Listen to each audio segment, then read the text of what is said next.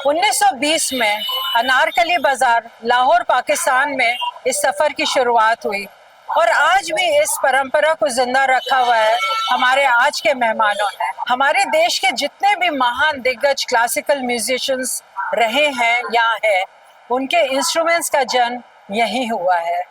मेरा सौभाग्य है कि आज हम बात करेंगे रिखीराम इंस्ट्रूमेंट म्यूजिकल शॉप के 3rd and 4th जनरेशन से, अजय रिखीराम और अखिल रिखीराम जी से। तो आइए चले।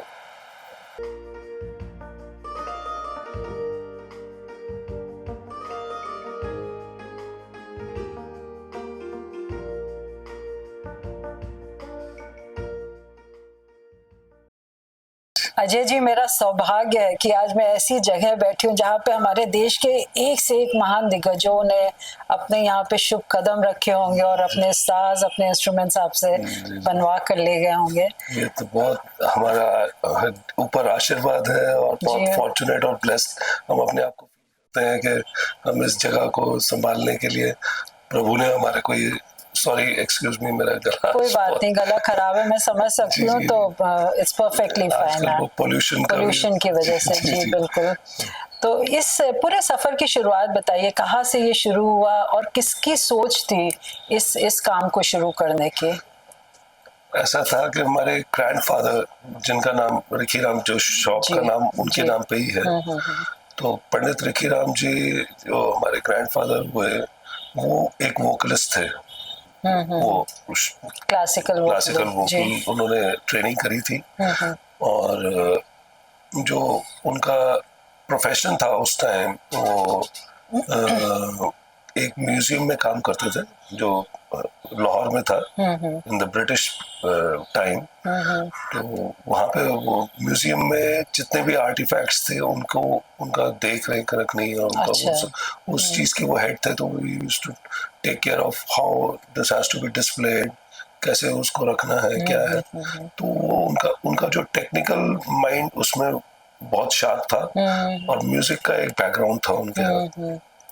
तो जब वो म्यूजिक करते थे तो वो जब देखते थे कि अलग अलग वाद्य यंत्र हैं जो उनके गुरु लोग इस्तेमाल कर रहे हैं, जैसे उस एरा में वोकलिस्ट जो थे वो बहुत डोमिनेटिंग थे। जैसे आजकल इंस्ट्रूमेंटलिस्ट जो है वो वोकल वालों के साथ एट पार आ गए। हाँ जी। तो वो डोमिनेट करते थे जो वोकलिस्ट थे। तो उस टाइम हारमोनियम और तानपुरा, तबला, इन चीजों की ज्यादा डिमांड रहती थी। तो नॉर्मली वो देखते थे, सितार भी वहां पे पड़े रहते थे उनके गुरु के वहां पे। तो उनके मन में आया है कि मैं क्यों ना इसमें एक ट्राई करूं। मैं अपने गुरु को बोला, तो गुरु बोला कि आप ठीक है, मेरा एक इंस्ट्रूमेंट लेके जाओ। म्यूजिशियन एक्चुअली अच्छा इंस्ट्रूमेंट बनाने के लिए आपको म्यूजिक जो नॉलेज है वो होनी बहुत जरूरी है। It is not a piece of furniture. कोई फर्नीचर नहीं है कि आपने कुर्सी बना दी, टेबल बना दिया, ये मेजरमेंट है, ये डायमेंशन है, this is the height, this is the whatever dimensions. अब वो 3 डायमेंशनल आपने वो सारा कर लिया, कैट फाइल बनाया, अब तो बहुत कुछ चीजें हैं, टेक्नोलॉजी भी बहुत आगे चली है। तो उन्होंने वो लेके इंस्ट्रूमेंट वो एक बनाया, उन्होंने इंस्ट्रूमेंट अपने तरफ से और खुद बना के अपने गुरु को दिखाया कि ये मैंने बनाया।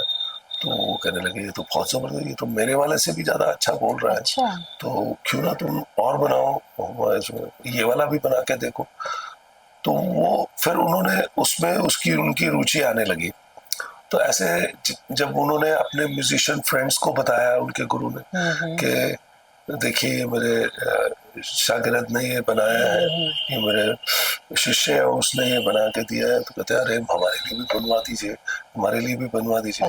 तो ऐसे धीरे धीरे करके वो वर्ड ऑफ माउथ फैलता चला गया। ये सब लाहौर में हुआ। ये सब लाहौर में हुआ।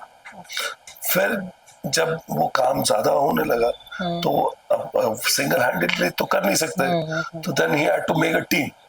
तो उन्होंने फिर अपने नेटिव विलेज से, हम पंजाब से बिलोंग करते थे, अपने नेटिव विलेज से वो सब जो नए लड़के थे उनको लेके आए, उनको ट्रेन किया। सो ही फॉर्म्ड अ टीम। तो धीरे धीरे करके उन्होंने अपना वर्कशॉप सेटअप किया फिर शॉप, अपना रिटेल शॉप भी सेटअप किया वहाँ पे. So he had a whole building over there. तो वह फर्स्ट लेवल में उन्होंने अपना रेजिडेंस रखा हुआ था.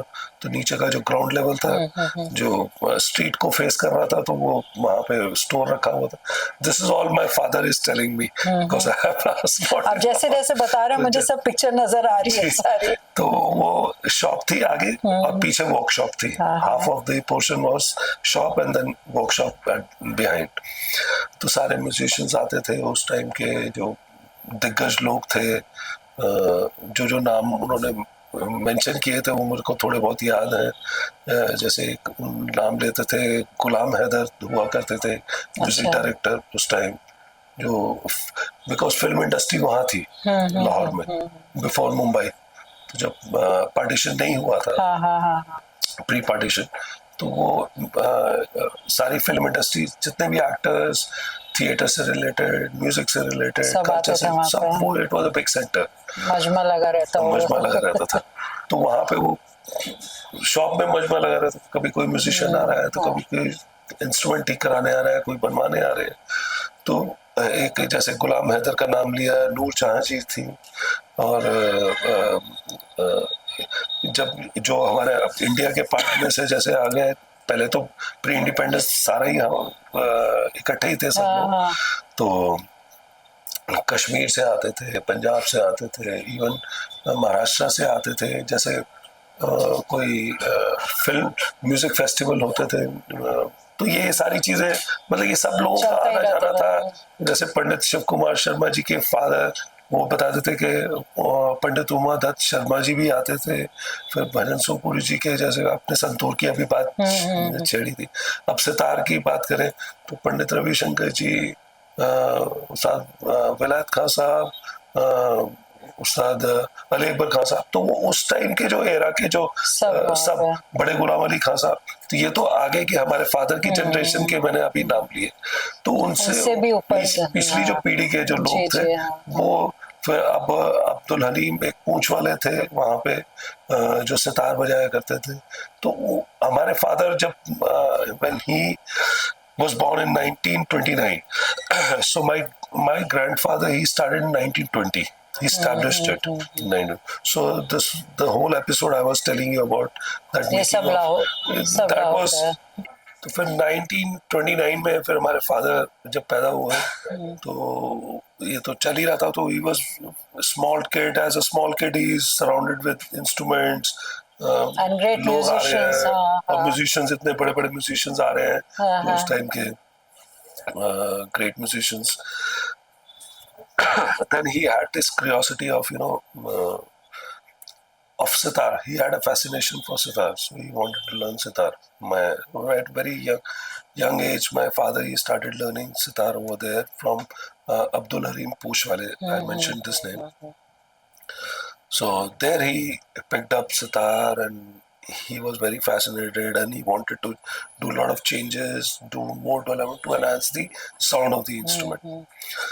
So his journey started off from Pakistan. For Pakistan, this with my grandfather, and taking training how to make the instruments and how to play the instruments. Main thing is you should know how to play the instrument. It doesn't matter that you are playing professionally. At least you should know what tone you are going to work कोई अगर आप बना रहे हैं तो आपको उसको पता होना चाहिए कि आपका टारगेट क्या है, आपका गोल क्या है, आपने कौन सा टोन बनाना है, क्या बनाना है, वो आपको जानना जरूरी है. बिल्कुल. तो उसको फेमिलियर होने के लिए आपको म्यूजिक का ज्ञान होना बहुत जरूरी है, और इंस्ट्रूमेंट बनाना बहुत जरूरी है. फिर 1947 में जब पार्टीशन हुआ, तो Lahore was the city which was absolutely at the last moment it was decided that it's going to go to the other side. So in September, my grandfather, he moved to Delhi. Before, he was debating whether he should go to, because the whole film industry was going to Mumbai. Achha. So they were debating whether they should go to Mumbai or come to Delhi, move to Delhi. So they choose Delhi over Mumbai because it was closer to our native village. Punjab के पास अच्छा, पड़ता है, तो इस हाँ, हाँ। वजह से उन्होंने कहा कि आना जाना आराम रहेगा। तो फिर वो दिल्ली आए 1947 में। तो और सीधे ये जो यहीं पे, जगह है यही ये जगह तब से। 1947 से ही है। अच्छा। तो वो मिनिस्ट्री ऑफ रिहैबिलिटेशन हम्म। उन्होंने बनाई थी।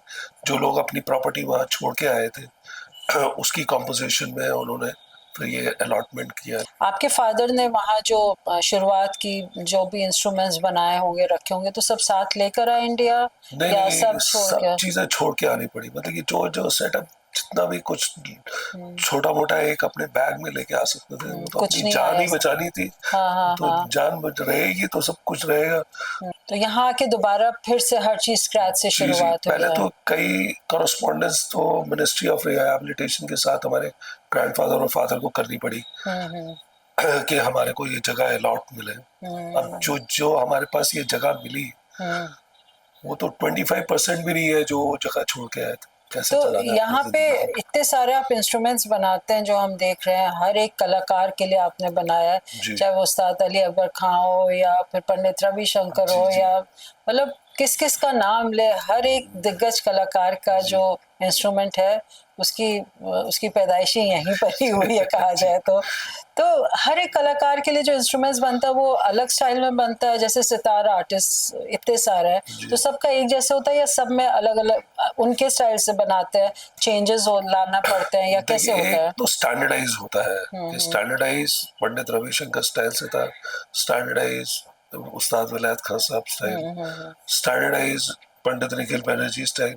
हाँ, उसमें उनका क्या स्टैंडर्डाइजेशन है कि मुझे ये स्ट्रिंग्स का अरेंजमेंट चाहिए, this is how I will tune my main strings. उनका अलग सिस्टम, उनका अलग सिस्टम। तो ये थोड़ा सा एक ये स्टैंडर्डाइज हो गया कि ये करना है। अब उसमें भी और क्या सब बारीकियां डिविजन्स है, लेगा? उसमें भी हाँ। सब डिविजन्स है कि पंडित रविशंकर स्टाइल के सितार को फॉलो करने के लिए या मैयर घराना बोल के चले, जिसमें पंडित रविशंकर जी और पंडित निखिल बैनर्जी दोनों ही आ जाते हैं दोनों मैयर घराने के, लेकिन उन दोनों दोनों का का टोन स्टाइल अलग है। अलग। दोनों का इतना मतलब कि वास्ट डिफरेंस है टोन का। उसमें भी जो उनके स्टूडेंट्स है, किसी का आइडिया कुछ है, टोन का idea, I am talking about the tone and the timber of the instrument. तो उनका जो टोन एंड टिम्बर का सबका आइडिया है वो वेरी इंडिविजुअलिस्टिक है। अब विलायत खान साहब के स्टाइल का देख लो, जो शाहिद परवेज जी बजाते हैं उनका टोन अलग है, जो उस्ताद सुजात खान साहब बजाते हैं उनका टोन अलग है, उस्ताद निशात खान है उनका टोन अलग है। तो इस तरीके से उनके ही घराने में ही टोन का अलग अलग डिफरेंस है। तरह से। हाँ, हाँ। तो वो आपको समझना बहुत जरूरी है। तो ये इट्स वेरी इंडिविजुअलिस्टिक। ये आप ये नहीं कह सकते कि आपको सेम टू सेम पेंटिंग नहीं बन सकती। वो तो मैंने आपको एग्जांपल पहले भी दिया कि भगवान ने कोई एक जैसी चीज तो बनाई नहीं। एक सबके इंसान से। को दूसरे इंसान से, अब एक ही इंसान को दो आंखें दी है, दो कान दिए, दो पैर दिए, दो हाथ दिए, सबका उसी में अलग। फर्क है।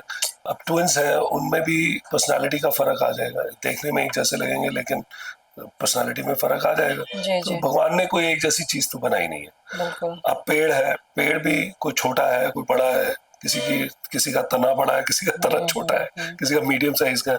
अब वो पेड़ काटेंगे उसमें कैसे ग्रेन्स आएंगे, ग्रेन्स का पैटर्न हमें समझना होता है। तो एक एक्सपीरियंस के साथ, जैसे हमारे ग्रैंडफादर ने हमारे फादर को एक्सपीरियंस दिया, उनका लाइफ टाइम का एक्सपीरियंस, फिर हमारे फादर ने उसमें एड ऑन किया उसी एक्सपीरियंस में, उस एक्सपीरियंस को ऐड ऑन किया तो और एनहांस हो गया। Development will not and.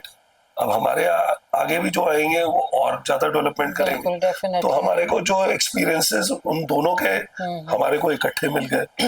अब हमने जो ऐड ऑन किया है वो हमारे आगे आगे नेक्स्ट जनरेशन को जाएगा, पास ऑन करना पड़ेगा। अब वो पास ऑन बहुत सबसे ज्यादा इम्पोर्टेंट, चाहे वो म्यूजिक हो, चाहे या इंस्ट्रूमेंट बनाना हो, चाहे कोई भी फील्ड हो। आपको जब पता है कि अब मेरा काम यहाँ पे, मेरी ड्यूटी पूरी होने वाली है, अब मुझे अपना एक सक्सेसर ढूंढना है, पास ऑन करना है इस चीज को, नहीं तो वो तो हर चीज आपके साथ ही चली जाएगी। बिल्कुल। हाँ। कोई भी फील्ड हो, तो अब वो चीज को पास ऑन करना बहुत जरूरी है नेक्स्ट जनरेशन के लिए।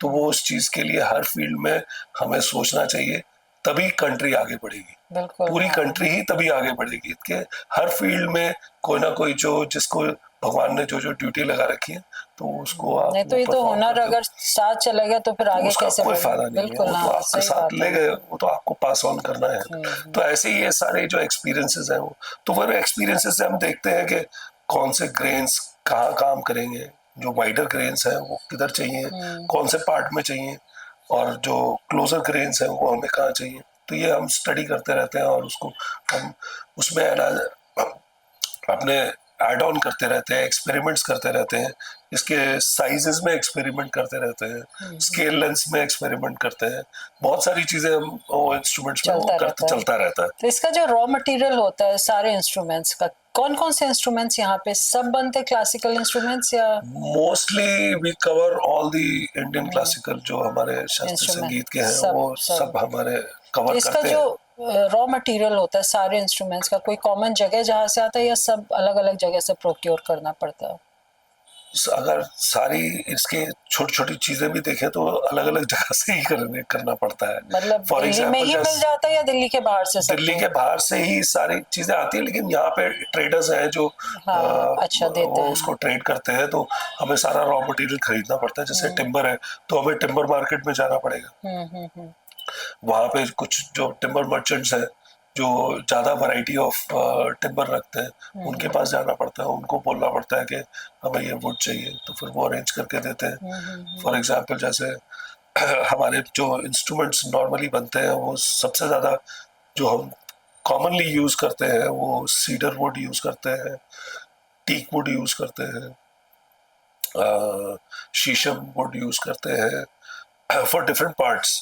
फिर हम रोज वुड यूज करते हैं, और वो डिपेंड करता है कि क्या क्या अवेलेबिलिटी है, कहाँ पे हमारे को वुड की डेंसिटी कितनी चाहिए, कहाँ पे कितनी चाहिए। फॉर एग्जांपल जैसे आप ये देख रहे हैं सितार में, अब ये जो खूंटियां हैं या जो ट्यूनिंग पेग्स हैं ये सारे रोजवुड या हमारे को शीशम वुड के चाहिए। क्यों चाहिए? क्योंकि शीशम वुड और रोजवुड जो है वो बहुत डेंस वुड होती है। अब कई जगह पे हम एबनी यूज करते हैं, ebony is only one would के जिसकी डेंसिटी 1 से ऊपर है, तो जो भी कोई डेंसिटी 1 से ऊपर होगी वो पानी में डूब जाएगी। So that's the only would. Naturally वो इतनी हार्ड है वुड, इतनी डेंस है कि वो पानी में डूब जाएगी, बाकी फ्लोट करेगी। कितना टाइम लगता है एक इंस्ट्रूमेंट को, जैसे सितार है, इसको बनाने में देखिए कितना अगर वक्त आप लग जाता है? स्क्रैच से शुरू करेंगे तो बहुत टाइम लगेगा, कितना लग इसका जाता है? प्रोसेस बनाना पड़ता है। Excuse me. अब हमारे को चाहिए सीजन वुड, अब वेल सीजन करना पड़ेगा। अब आप पेड़ काटा 1 साल में नहीं यूज कर सकते उस वुड को, क्योंकि वो अपनी शेप ले लेगी, जैसे जैसे उसमें मॉइस्चर निकलता जाएगा वो अपनी शेप लेती रहेगी, कभी ट्विस्ट हो जाएगी, कभी बेंड हो जाएगी, तो वो हमारे को नहीं करना है। तो हमारे को उसको सीजनिंग करना है। फॉर एग्जाम्पल अब हमारे को वेल सीजन वुड चाहिए, तो हमारे को उतना टाइम इंतजार करना पड़ेगा उस लकड़ी को इस्तेमाल करने से पहले, कि हमारे को एटलीस्ट 5-6 ईयर्स तो हमारे को इसको देना पड़ेगा। तो वो 5-6 ईयर्स का पहले तो हम वेट करो कि ये अभी वुड नहीं यूज करेंगे, इसको आप यूज करते हैं, तो उसके जो पीसेज है वो बना के रख देते हैं। जैसे इसका रॉ पीस ये वाला बना लिया, ये वाला बना लिया, ये बना लिया, अभी फिनिश नहीं किया, ये पूरा वन पीस रहता है, ये पूरा वन पीस नहीं। इसमें अगर सितार को ले, जैसे अभी ये सितार यही पड़ी हुई है, तो इसी को ले लेते हैं, इसमें 5 पीसेस होते हैं। अच्छा। 4 पीस जो होते हैं वो वुड के होते हैं, और ये जो राउंड आप देख रहे हैं ये कद्दू है। कद्दू बोले तो खाने वाला नहीं, गोर्ड, जैसे बिटर गोर्ड होता है उस टाइप का ये फ्रूट होता है। पहले तो ये इंडिया में होता ही नहीं था, जो हमारे फादर बताते थे। हमारे ग्रैंडफादर इसको इंपोर्ट किया करते थे नरोबी से। अच्छा। ये अफ्रीकन कई इंस्ट्रूमेंट्स आप देखेंगे उसमें ये काफी यूज होता है। तो कई लोग इसको काराबासा बोलते हैं, जो ये जो स्पेनिश में काराबासा बोलते हैं, कोई इसको गोर्ड बोलता है इंग्लिश में, हम कद्दू बोलते हैं। तो कद्दू वो खाने वाला नहीं? नहीं, ये कद्दू ये होता भी स्पेशल है। इसमें जैसे हमने 1000 कद्दू मंगवाए, इसकी पूरी फार्मिंग करते हैं। जैसे मैं अभी बता रहा था, नौरोबी से पहले आता था। अच्छा, फिर जैसे ही उसकी डिमांड बढ़ने लगी तो इधर के ये जो इंडिया में होता है? इंडिया में फिर उनके सीड्स मंगवाए वहां से। हाँ, सीड ये सारा कोस्टल एरिया में होता है। इसको एक पैडी फील्ड चाहिए। जो अच्छा, कोस्टल एरिया में जो मिट्टी होती है ना, हाँ हाँ हाँ उस टाइप की जो सॉइल होती है, हाँ, वो गीली उसकी मिट्टी। गीली गीली सी मिट्टी हाँ जो हाँ, होती है, वो इसको अच्छा, चाहिए। ये वहाँ बनता है। तो वहां पे उगाते हैं इसको। तो इसकी जब फार्मिंग करते हैं तो वो मिट्टी को मोल्ड बना देते हैं। अच्छा, मिट्टी को मोल्ड बना के तो वो कद्दू की जो शेप है वो वही आएगी। जैसे अच्छा, ये शेप इसकी जो कद्दू शेप जैसा है तो इसलिए कद्दू से कद्दू की पर उसकी ये शेप कद्दू ऐसे एकदम नहीं होता है। तो वो उसी मिट्टी में ही मोल्ड बना देते हैं। हाँ, फिर उसकी फार्मिंग होती है, फिर वो बोलियां लगाते हैं। जैसे ऑक्शन होता है। अच्छा, इसकी बोली लगती हाँ, कि कद्दू भाई की? ये सारी फसल हमें दे दो। अच्छा, तो वहां पे वो आड़ती लोग हैं जो वो ये काम करते हैं। फिर वो आगे हम जैसे लोगों को बेचते हैं। तो तो मतलब हम ये उनसे कई, बोलते हैं कि भाई हाँ, 1000 तूबा दे दो, 500 तूबा दे दो। उसमें से भी हमारे को वेस्टेज काफी होती है एक्चुअली इसमें। कई टूट जाते हैं आते खराब आते, हो जाते होंगे। हाँ, टूट जाते हैं, खराब हो गया, ठीक नहीं आया। उसने तो अपनी गिनती करके भेज दिया कि आपके पास इतने पीसेस पहुंच। अब हमारे को उसने 500 पीस भेजे, तो उसमें से कई तो बिल्कुल ही बेकार हो जाते हैं।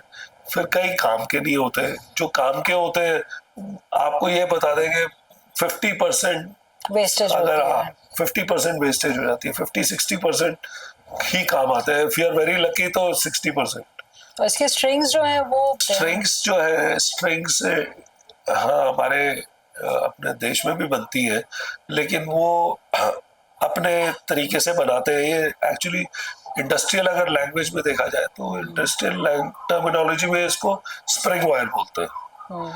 तो आप ये ऐसे कहें कि मेरे को ये तार बनवानी है, ऐसा कुछ ऐसा नहीं। बना दीजिए म्यूजिक के लिए चाहिए, तो वो नहीं समझेंगे। हाँ हाँ, उनको जब तक स्प्रिंग वायर नहीं बोलेंगे तब तक नहीं अच्छा, समझेंगे। अब इसके स्प्रिंग्स बनते हैं। वो स्प्रिंग्स इंडस्ट्री में तो वो स्प्रिंग्स बनाते हैं। जैसे आप कोई बटन दबाते हैं तो वो वापस आ जाता है। जैसे गाड़ी का कोई बटन दबाया तो कट करके वापस आ गया, तो उसके अंदर स्प्रिंग होगा तभी तो वापस आएगा ना। हाँ हाँ, तो वो उसमें यूज होती है ये स्ट्रिंग्स।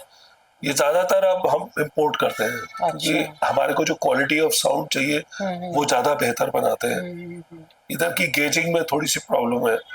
गेजिंग जो है, जैसे हमने 0.0009 चाहिए हमारे को, या 0.0010 चाहिए इंच में, तो यहाँ पे नापेंगे माइक्रोमीटर से तो ठीक आ रहा है।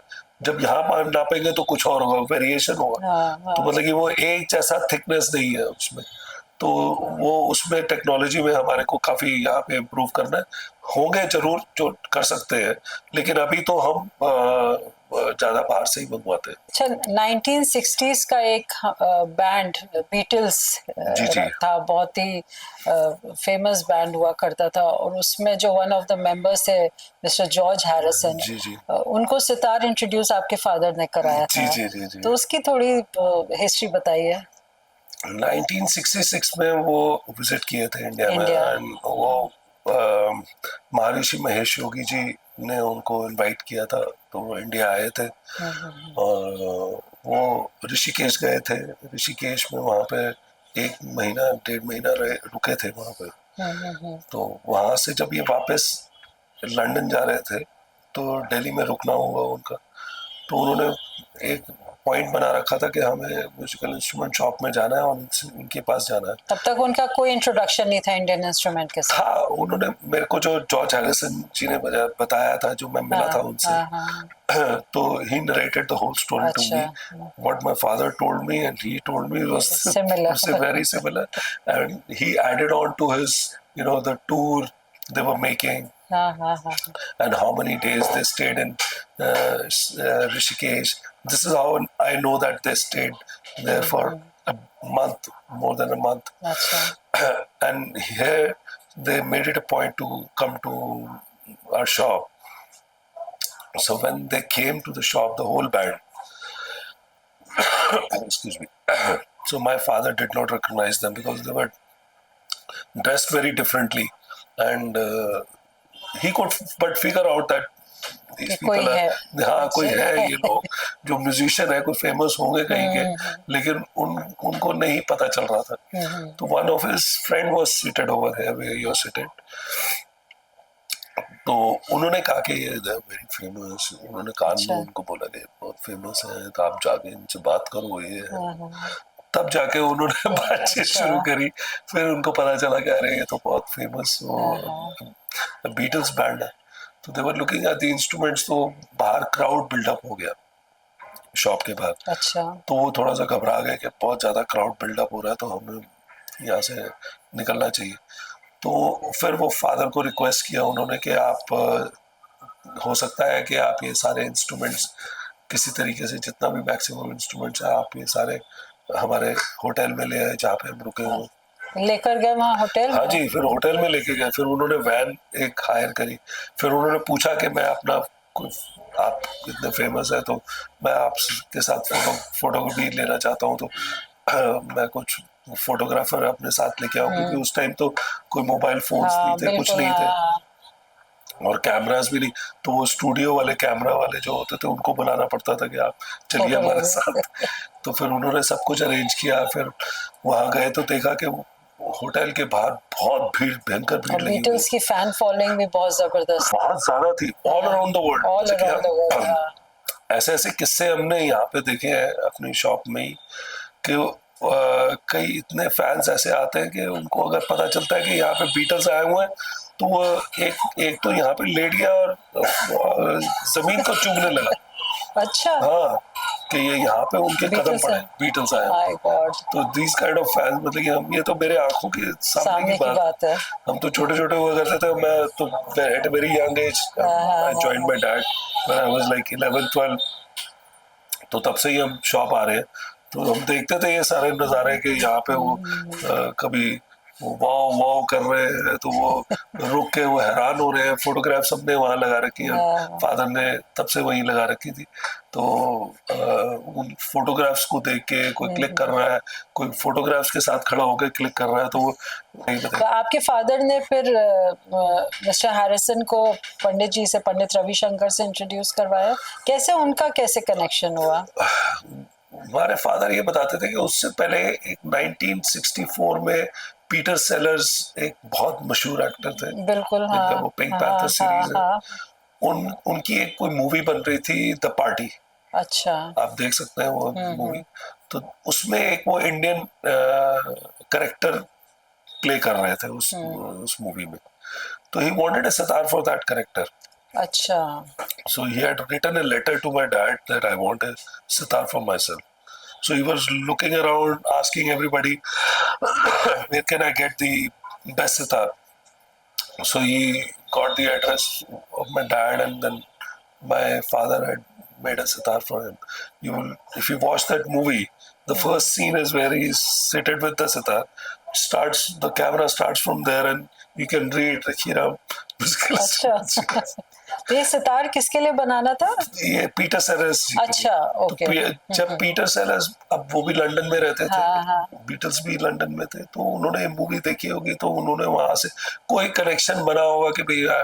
सो George Harrison ji told me that he picked up a very beaten up sitar from a antique shop in London. तो कहते हैं मैं उसको ठीक किया, मैंने उसको कोशिश किया जैसे हम गिटार को ठीक करते हैं। तो मैंने अपना गिटार का दिमाग उसमें लगाया, तो उसको कुछ ठीक ठाक करके कुछ नोट्स मैंने बजाए। तो but I knew that this is a crap, this is not a good instrument.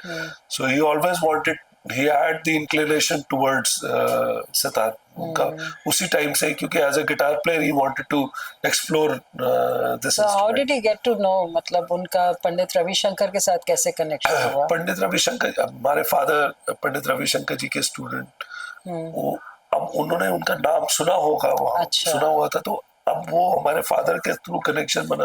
उधर लंदन में भी उन्होंने कॉन्सर्ट्स किए होंगे पंडित रविशंकर जी ने, तो वहाँ पे उन्होंने, अब वो एक चैनल बन गया उनके लिए कि क्योंकि उन्होंने सितार की तरफ उनका इंक्लिनेशन हुआ, तो ऑब्वियसली वो देख रहे होंगे कि कौन टॉप मोस्ट म्यूजिशियन है, सितार आर्टिस्ट है जिनके कनेक्शन में वो आ सकते हैं। वो काफी एक्सप्लोर भी करते हैं, ऐसा नहीं है कि वो और भी शॉप्स में भी गए थे वो, लेकिन जहाँ पे उनको लगा ना कि हाँ जहाँ क्वालिटी है, अब कई म्यूजिशियन से भी मिले वो, लेकिन जहाँ पे उनको क्वालिटी मिला उन्हीं के साथ ही उनका कनेक्शन बिल्कुल, बना। और एक वाइब भी यहाँ आती है ना, एक अलग वाइब एक है यहाँ पे, जी, डिफरेंट ही एक यहाँ एक फील है। आपने भी सितार सीखा है, जी, पंडित मैंने रविशंकर जी से सीखा है, जी, जी, जी। तो पूरा आपने मेरे फादर उनके स्टूडेंट थे, तो वो हमारे दादा गुरु हो गए। बिल्कुल तो हाँ। उनका भी आशीर्वाद हमें मिला है, अब भी उनके साथ काफी ट्रैवल किए हैं, and I feel very blessed and fortunate to be in this family, so I could meet all these great musicians and learn so many things about instruments, about music, about the tonality of the instrument, कैसा tone होना चाहिए, क्या ये चीज सीखने को इन लोगों से बहुत मिली है। आपने भी पूरा सितार की पूरी ट्रेनिंग ली है जी, जी। पंडित जी से, गुरु जी से, तो कभी आपको दिल नहीं हुआ कि स्टेज परफॉर्मर बने, या बाय चॉइस आप यहाँ पर आए, या कि आपको लगा कि ट्रेडिशन को ये ट्रेडिशन को खत्म नहीं होने देना है? अब हुआ ऐसे कि जैसे अब सितार इसको बनाना है, तो फर्स्ट ट्रेनिंग होती है कि जैसे मैंने आपको पहले बताया कि आपको इंस्ट्रूमेंट के बारे में, बिल्कुल। फिर हमारे फादर ने पूछा कि आपको कौन सा इंस्ट्रूमेंट अच्छा लगता है, तो मैंने बोला सितार अच्छा लगता है। पहले मैं थोड़ा सा गिटार भी बजाता था, तो कहने लगे ठीक है फिर सीखो आप, पहले म्यूजिकलिटी तो आपको आनी चाहिए, तो फ्रीक्वेंसी जो है, जो उस चीज की समझ आनी चाहिए आपको कि आपके कानों में पड़नी चाहिए, तो वो तभी आएगी जब आप म्यूजिक करेंगे। तो मैं सितार सीखने लगा, सितार सीखते सीखते मुझे इतना ज्यादा इंटरेस्ट हो गया सितार बजाने में कि मैं थोड़ा सा मेरा दिमाग हट गया वहां से कि मेरे को बनाना भी है, तो मैं वो बजाने में चले गए। तो रेडियो में भी मैं चाहता था रिकॉर्डिंग्स करने के लिए, हमारे गुरुजी बोलते थे। मैं पहले शुरू किया पंडित मोतीराम जी से, फिर उसके बाद पंडित उमाशंकर जी से भी सीखा मैं, फिर सतीश कुमार जी, पंडित सतीश कुमार जी, उनसे मैंने मैक्सिमम तालीम ली, तो उनसे मैं सीखा। तो मैं सीखते सीखते वो गुरुजी बोलने लगे तुम जाओ रिकॉर्डिंग करो, तभी कॉन्फिडेंस आएगा, आप थोड़ा सा स्टेज परफॉर्मेंस करो। ऐसे करते करते उसमें जाने लगा, तो पिताजी ने देखा ये तो भाग जाएगा यहाँ से, जा रहा है। तो उन्होंने पीछे खींचा कि आपको जितना बजाना है उतना आप अपना बजाइए, जो आपने ये ज्ञान अपने लिए अलग रखिए, लेकिन इस लेगेसी को आगे चलाना जो है ये आप इस पे ज्यादा ध्यान दीजिए, क्योंकि बजाने वाले बहुत है, बनाने वाले अच्छा वाले बहुत कम है, तो वो उसको आपको लीनेज को आगे लेके जाना है। उसमें ग्लैमर तो है, आप यूर बैक स्टेज है, क्योंकि आपको तो ऑडियंस को तो नहीं पता चलेगा कि पीछे कौन बैठा है। एब्सोल्युटली, एकदम सही बात आपने कही। हाँ। तो वो जो डायरेक्टर है वो नहीं आएगा सामने, हाँ हीरो कौन था, एक्ट्रेस कौन थी, कौन मेन कैरेक्टर्स थे, वो जो पर्दे पे आएंगे वो सामने नजर आता है, वो ग्लैमर उनमें उसमें ज्यादा है, नो डाउट, लेकिन ये भी एक अलग फील्ड है, इसका भी एक अलग नशा है। तो कभी मिस किया आपने जब आपको स्टेज छोड़ना कभी कभी लगता है मेरे को, मैंने कई लोग बोलते हैं कि जैसे अभी थोड़ा सा सुना दीजिए, तो कहते कि अरे आप स्टेज पे क्यों नहीं गए, आपका तो होना चाहिए था, आप ये करते। मैंने कहा देखिए भाई, एक ही नाव में बैठ सकते हैं, दो नाव में बैठेंगे तो डूब जाएंगे। कभी देते हैं ऐसी, जैसे कभी छोटा मोटा ऐसे हाँ, कई लोग आते हैं जैसे किसी को सितार देखना है तो उसको थोड़ा सा बजा के सुना देते हैं। तो ये तैयार है बजाने के लिए? अभी नहीं, अभी ये थोड़ा सा, अगर जब तक आप इसकी तैयारी करिए तब तक हम लोग आपकी जो 4th जनरेशन है, आपके बाद जो नेक्स्ट जनरेशन है, अखिल से हम लोग बात करेंगे। अखिल, आप 4th जनरेशन है Ricky Ram music instrumental store के, और इस ट्रेडिशन को आगे बढ़ा रहे अपनी खानदानी परंपरा को। तो कब आपने रियलाइज किया कि मुझे इस परंपरा को आगे बढ़ाना है? Initially during the school era, college era, उसमें जैसे आप बोल रहे हैं, too many distractions are there, like I want to go play guitar बजाना है, no, like different instruments attract you, na, in the starting, especially Western instruments, exactly. So I started learning piano initially, then I jumped to guitar. Then I was playing guitar till like I was in 7th, 8th standard. Yeah, sitar was also there, but my more inclination was towards guitar, because उस time पे you have too many distractions, and like you have those rock shows are happening. Classic rock was also, I used to listen to classic rock a lot, and and all these pop bands I used to be really admired. And so after when I graduated from college, then I took sitar very seriously.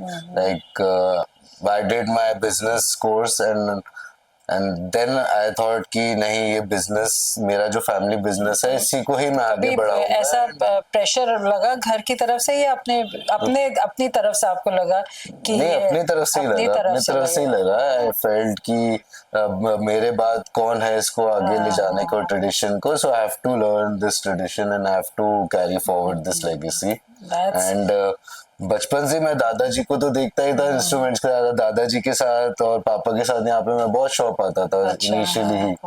तो उसी time से मेरा inclination था कि नहीं, I have to go in this field only.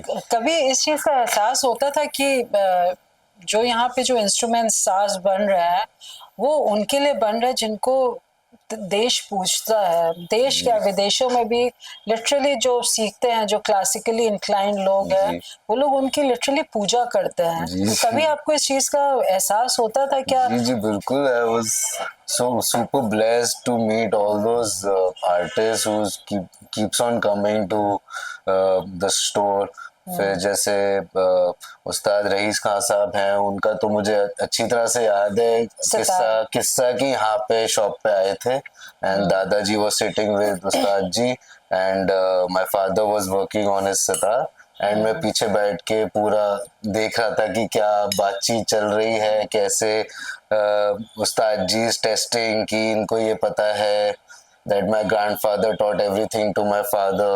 So that whole scenario is still in my mind. Wow. And when Pandit Ravi Shankar ji used to come to our home and for dinners and all, so that all those memories I have. Blessed you आपके घर में इतने बड़े बड़े कलाकार आते थे और लोग हैं जो शौकीन लोग हैं, क्लासिकल म्यूजिक सुनते हैं, वो लोग उनको स्टेज पे देखने के लिए तरसते हैं और आपके पास आते थे, आपके घर आते थे. तो वाकई में since you say you are blessed, absolutely you are blessed. तो ये बताओ अखिल कि आपकी जो शॉप है यहाँ पे वैसे ही चल रही है जैसे पार्टीशन के बाद शुरू हुई थी? सब कुछ वैसी है, वही है, सब कुछ सेम है. इस जनरेशन के only like इंस्ट्रूमेंट्स की we designing new things. So बस वो तो इनोवेशन तो चलता रहता है, समय के साथ तो इनोवेशन चलती रहती है. Rest everything is the same. वैसे ही तो because you are from this generation, तो तुम्हें क्या लगता है कि आज के जनरेशन के हिसाब से यहाँ कुछ चेंजेस आने चाहिए या लगता है कि नहीं जैसे चल रहा है बस ऐसे ही ठीक है? हम जैसे अभी तो चेंजेस तो आते ही रहेंगे, you can not stop the changes, but जो हिस्ट्री है that history should remain the same. You should not change your legacy और हिस्ट्री जो आपकी चली आ रही है, you should carry forward that. मतलब you should not like erase your past and like start off new things. Like जो roots हैं आपके, you should continue with the roots. Absolutely, history. So first you have to be grounded on your roots. Then you can jump to different things and learn different cultures, but you should be grounded. हाँ नहीं, वो होना बहुत जरूरी है क्योंकि एक बार अगर वो दिमाग में आ गया ना कि मेरे यहाँ तो सब बड़े बड़े दिग्गज कलाकार आते हैं और वो अगर एक एटीट्यूड आ गया फिर then you can't go, फिर वो बहुत मुश्किल हो जाएगा. Absolutely, ma'am. तो ये अखिल जी, ये जो अभी आप इसकी थोड़ी घिसाई कर रहे थे, ये बताइए ये क्या है एग्जैक्टली, ये क्या कर रहे थे? मैम इसे कहते हैं जवारी. So this is the main bridge for the sitar. अभी जैसे कुछ उस्तादों का जैसे पिताजी ने बताया आपको कि सबके अलग टोन है. तो वो टोन पहचानने में थोड़ा समय लगेगा. वो तो जैसे धीरे धीरे आप सुनेंगे उनको, फिर तभी आप वो टोन पैदा कर सकते हैं सितार में से. तो जब आप बनाते हैं और आपको जब सीखना होता है पापा से, जी. तो आप दोनों की क्या वो होता है क्या बोले, मतलब लड़ाई झगड़ा तो नहीं बोलेंगे, छोटी मोटी सी अग्रीमेंट डिसएग्रीमेंट, पापा ने कुछ कहा नहीं है ऐसे, इस काम में तो नहीं होती है. अब जैसे लाइक हाउ कैन आई से, लाइक अब जैसे शॉप आजकल तो ऑनलाइन हो गए हैं, ऑनलाइन स्टोर हो गए. सो इसी बात पे डिफरेंसेस होते हैं कि टू मेक अ वेबसाइट और how to advance in selling more instruments, right. So Instagram में कुछ करना है तो पापा कहते होंगे नहीं तो मैं पुराना पीछे पड़ा system रहता हूँ, चलो आपका वीडियो बनाना है तो मैं बिजी हूँ, मैं भी नहीं बना सकता। तो ये सब चलता रहता है, बट काम में ऐसा कुछ नहीं तो होता ये काम, किसके लिए क्योंकि ये सॉरी हाँ मैंने आपको काट नहीं, दिया। मैंने कहा कि काम में कुछ नहीं होता है, क्योंकि काम तो मैंने उनसे ही सीखना है सारा। एब्सोल्युटली। So, तो ये सितार किसके लिए बना रहे, कोई ये किसी के लिए नहीं, ये नॉर्मल शॉप के लिए है, बना रहे। अच्छा, just for तो आप selling। पूरा स्क्रैच से लेके फिनिश प्रोडक्ट तक Yes। पूरा रेडी कर लेते ये हैं। जैसे मैम देख सकते हैं कि ये पूरी बॉडी हमारे वर्कशॉप ये से, डिफरेंट है, ये जैसे ये हाँ, ये पापा दिस ने इज लाइक आपके अ ट्रैवल बताया। सितार। अच्छा, like a ट्रैवल सितार अलग होता है। हाँ, सो इसमें तुम्बा नहीं है हमारे पास, पंपकिन नहीं है। सो ये पूरा one piece of would say बना होता है एंड इट्स कम्प्लीटली हॉलो। तो ये थोड़ा सा इजियर फॉर ट्रैवलिंग हो जाता है कैरी करने के लिए, and you get the same tone like an acoustic sitar. पर आर्टिस्ट की भी चॉइस होती होगी कि वो ये ट्रैवलिंग रखे या वो So है ना, वो तो- usually artists they carry both sitars. So one is the acoustic sitar is the main sitar which they perform. अब ये सितार जैसे अब वो काफी ट्रैवलिंग हो रही है, and you want to do your Riyaz, you don't want तो to फिर leave ये your रियाज, so ये उस पर्पस के लिए, इसका पर्पस अलग है, उसका पर्पस अलग है। This was developed by us. हाँ। अच्छा This was developed by us. अच्छा, आप लोग इसके So दादाजी designed this in 2002. 2002, I think we started doing it. First we came out with the travel sitar. Then this travel sitar became electric sitar. Yeah. So electric sitar, why we made electric sitar was because, for example, the musicians, they were playing with a lot of Western musicians. They had some projects like बहुत loud instruments के साथ बजाना है, जैसे drums के साथ बजाना है, इलेक्ट्रिक गिटार है, कीबोर्ड है, बहुत लाउड होते हैं वो instruments when they are amplified. तो सितार जो अकूस्टिक है वो माइक करके उनको compete नहीं कर सकते। तो you need something magnetic pickups to compete with that kind of volume. तो अब हमने ये सारा ये प्रोसेस हमने एक्सपेरिमेंटेशन करके, so we were the first one to bring out the travel sitar and the electric sitar. So which is widely played. अब तो वर्ल्ड सारे म्यूजिक कलाकार बना अच्छा बजाते बहुत हैं। बहुत यूज करते हैं ये। अब जैसे कोई बैंड में बजाना है या कोई कोलैबोरेशन कर रहे हैं, बहुत सारा वर्ल्ड म्यूजिक हो रहा है, इतना सारा वर्ल्ड म्यूजिक हो रहा है अब तो ये यूज होता है। और ग्लोबलाइजेशन हर चीज में हुई है, तो म्यूजिक में भी हुई है। तो वो इसमें इस पर्पस में तो अब डिपेंड करता है कि जैसे मैंने एक सोलो सेट बजाना है, तो सोलो सेट के लिए तो मैं अपना रेगुलर अकूस्टिक सितार ही यूज करूंगा।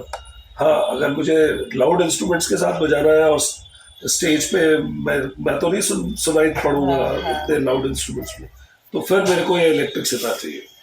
अच्छा, एक सवाल आप दोनों से एक साज इंस्ट्रूमेंट बनाने वाला होता है, एक बजाने वाला होता है, तो कोई बहुत खूबसूरत सा डिसएग्रीमेंट दोनों के बीच में क्या रहता है? डिसएग्रीमेंट तो मैं नहीं बोलूँगा, डिफरेंस ऑफ ओपिनियन कई चीज़ों में हो जाता है। फॉर एग्जांपल जैसे हमारे फादर हमें बोला करते थे, हम तो सुबह 8 बजे शुरू हो जाते थे काम करना, वाइंड अप जल्दी कर देते थे, लेकिन सुबह 8 बजे से शुरू होते थे और हम 6 साढ़े 6 बजे तक काम करते थे। हमें वैसे अब वो प्रोसेस तो नहीं कर सकते हम। आप 10 बजे शुरू करते होंगे या 12 बजे करते होंगे? यहाँ पे डिफरेंस ऑफ ओपिनियन जरूर है। ये तो रहेगा। तो ये थोड़ा सा हमें रहता है कि भाई ये डिसिप्लिन आना चाहिए। अब जैसे कुछ रियाज भी करना होता है, तो जैसे सिंपल चीजें मतलब कहते हैं कि सिंपल चीजें ही बजानी चाहिए। जो सिंपल चीजें कंटिन्यूस आप एक टाइम पे बजाओगे तो भी आपका रियाज बढ़ेगा। तो फिर माइंड कहीं ना कहीं डिस्ट्रैक्ट होता रहता है, तो फिर पापा कीप्स ऑन सेइंग नहीं वही बजाओ, आधा घंटा वही बजाओ, डोंट गो समवेयर एल्स। तो ऐसी छोटे मोटे ओपिनियंस के चेंज, तो उसमें जब कान को तो आप बार-बार बजाना पड़ेगा। बट आजकल जैसे जो बड़े-बड़े उस्ताद हैं, जैसे वो लोग बताते हैं, उनसे बातें करो तो वो लोग बताते हैं अपना एक्सपीरियंस कि जब हमने शुरुआत की थी सीखना, तो कई महीनों तक हम सिर्फ सा लगाते थे, वो रे पर जाने ही नहीं देते थे। और आजकल का जमाना कि मतलब इंस्टेंट मैगी, 10 मिनट बोलूंगा कि सा पे ही रुके रहिए। मैं तो ये बोलूंगा कि हाँ पूरा बजाइए, सारे गमा पता नहीं सब, बट आप उसको अलग अलग वो बोलते हैं ना, जैसे दुगुन में तिगुन में चौगुन में करिए बिल्कुल, उसको। हाँ। पहले एक बीट से शुरू करिए, फिर उसको दुगुन करिए, तिगुन करिए, चौगुन चौगुन करिए, करिए, हाँ। वो प्रैक्टिस करिए। पर मेरा वो- एक सवाल है, जब आपको आपके फादर ने बोला था कि ये आप गाना बजाने में जा रहे हैं और आप यहाँ वापस आ जाइए, अपनी लेगेसी पे उसको पहले ध्यान दीजिए, तो यहाँ पे उस बारे में क्या बात रही? क्या आप परफॉर्मर एज अ परफॉर्मर बनना चाहते हैं, क्या वहां जाना चाहते हैं, या फिर आप यहीं पे रहना नहीं, चाहते मैं हैं? तो अभी I am happy with here, I am happy doing my business. I play, I used to perform during my college times, I used to do So that now you have performances. settled to be the creative maker, actually. Next generation, correct. An instrument maker. Instrument maker, luthier. The magic you can behind say. the music, I will say. Correct. You got to carry on this legacy. It's like a Absolutely, passion for us. बिल्कुल, हाँ। It's, if you talk about business wise, no businessman is going to start with this. So बिल्कुल, it's more of a passion. It's like a dying culture. You have to carry it on. It is a big responsibility to carry on बिल्कुल। this. और ये सुन के इतना अच्छा लग रहा है कि इस जनरेशन का बच्चा मतलब इस चीज को समझ रहा है कि ये डाइंग कल्चर I'm को lucky. I'm that way. Touchwood सच में मतलब I'm इस lucky. डाइंग कल्चर को बचा के जी, जी। रखना है। और अजय जी, अब हमारी कॉन्वर्सेशन थी हम यहीं पे एंड करेंगे, लेकिन खत्म करने से पहले हमारा एक रैपिड फायर राउंड होता है, उसे हम लोग सोल शॉट्स कहते हैं, क्योंकि हमारे चैनल का नाम सोल सफर और एहसास है। जी। तो हम शुरुआत करते हैं अपना सोल शॉट्स, तो देखते हैं कौन जीतता है। आज पापा जीतते हैं या अरे बेटा जीतता है? तो पहला सवाल, अभी जवाब ना दीजिएगा, जब मैं बोलूंगी तब दीजिएगा। ज्यादा नखरे किसके होते हैं, इंस्ट्रूमेंट्स के या बेटे के या पापा के? मेरे पापा जब कह नहीं पा रहे, मेरे मैं फंस गया। एक ऐसा इंस्ट्रूमेंट जो आंखें बंद करके भी आप बना सकते हैं। आंखें बंद करके बना सकते हैं। तबला, एक तरफ ड्रम्स, परकशन, 2:0। परकशन, एक ट्रेडिशन जो आप दोनों कभी चेंज नहीं करना चाहेंगे। एक ट्रेडिशन रियाज। जो 3:0। यही लेने वाले।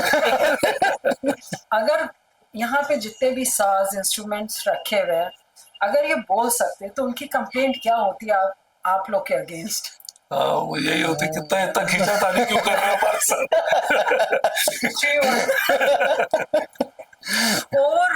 Over used phrase in the shop क्या है, जो पूरा टाइम मतलब एक तकिया कलाम टाइप्स होता है ना? वो यही होगा, अरे क्या बेसुरा बजा रहा है, क्या टाई टाई कर रहा है। नहीं, साल Do artists bargain, yes or no? yes Really? yes But very few, I would say, I will not mention the names, Yeah. but there are some legends, they overpaid for whatever work, I agree to that. Yes, there are few legends. Because- I will not, दो सवाल और रह गए। हाँ। तो अभी आपका 2 है और इनका 3 है। अच्छा। तो आप दोनों में से बेहतर कौन बजाता है? पापा, last, legacy in one word, passion for perfection. Passion for perfection. Wonderful. तो आज बेटे जी जीत गए 1 पॉइंट। अच्छी बात है, अच्छी बात है। आपके जो कस्टमर्स हैं वो भी It was a very entertaining round. Very fun. कुछ लेगेसीज टाइमलेस होती है और Ricky Ram music instrumental shop इसकी जीती जागती मिसाल है। अगले हफ्ते हम फिर मिलेंगे एक नए मेहमान के साथ, एक नई कहानी के साथ और एक नए सोल सफ़र और एहसास के साथ। हमारे चैनल को लाइक करिए, शेयर करिए और सब्सक्राइब करना एकदम ना भूलिएगा और कमेंट भी ज़रूर करिएगा। यकीन मानिए, आपका हर एक कमेंट, हर एक लाइक और हर एक सब्सक्रिप्शन हमारे लिए बहुत मायने रखता है। और अपना ध्यान ज़रूर रखते रहिए। नमस्कार।